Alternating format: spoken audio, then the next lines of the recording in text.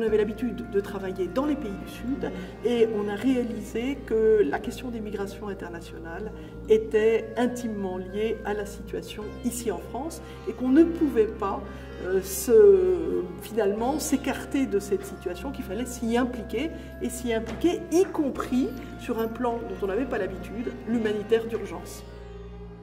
Nous faisons partie de ceux qui ont aidé à affréter des bateaux pour l'association SOS Méditerranée qui intervient pour sauver des réfugiés en mer Méditerranée, mais aussi nous appuyons des associations en Syrie ou au Liban qui font de l'humanitaire d'urgence, par exemple en créant des écoles sous les tentes pour que les enfants puissent avoir quand même accès à l'éducation, ou encore pour que ces mêmes enfants puissent avoir des appuis d'ordre psychologique en complément de soins médicaux qu'ils peuvent recevoir.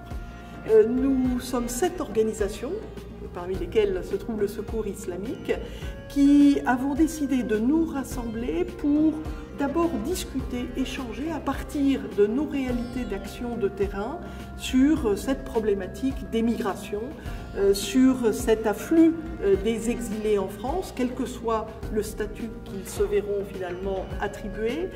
Pourquoi cet échange entre ces différentes organisations qui interviennent dans des lieux à des titres très différents? Eh bien, pour pouvoir être plus efficace face à l'ampleur de la crise à laquelle nous sommes confrontés, plus efficace pour les personnes d'abord, mais aussi par rapport à nos institutions, par rapport à nos pouvoirs publics.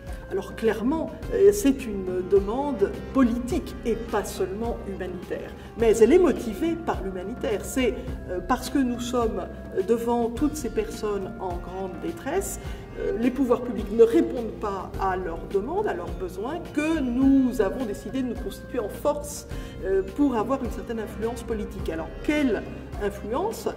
Tout simplement modifier les lois actuelles. Les lois actuelles ne sont pas respectueuses de la dignité des personnes, elles violent les droits fondamentaux qui sont pourtant inscrits dans notre Constitution, et donc, effectivement, nous réclamons que les lois de notre pays soient en harmonie, soient en conformité avec nos principes constitutionnels.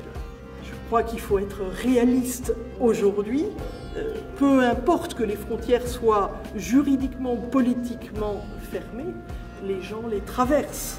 Les gens les traversent. Donc à partir du moment où les gens les traversent, il faut organiser, il faut nous structurer juridiquement pour gérer le mieux possible, c'est-à-dire en préservant la dignité des personnes, cette venue de toutes ces personnes qui, au fond, fuient leur pays parce qu'ils ne peuvent pas y vivre dignement, quelle que soit la raison de leur départ. Le CCFD Terre Solidaire travaille déjà depuis quelques années à disons, réfléchir à des statuts politiques et juridiques des personnes qui fuient leur territoire tout simplement parce qu'ils sont chassés par les changements climatiques.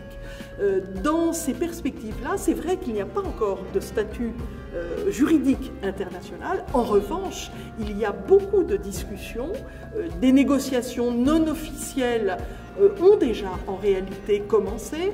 Alors peut-être on le voit moins en Europe, mais clairement en Asie, en Océanie, il y a déjà des dynamiques, il y a même des accords entre certains États. Je pense en particulier à des accords entre la Nouvelle-Zélande ou l'Australie avec certaines îles du Pacifique.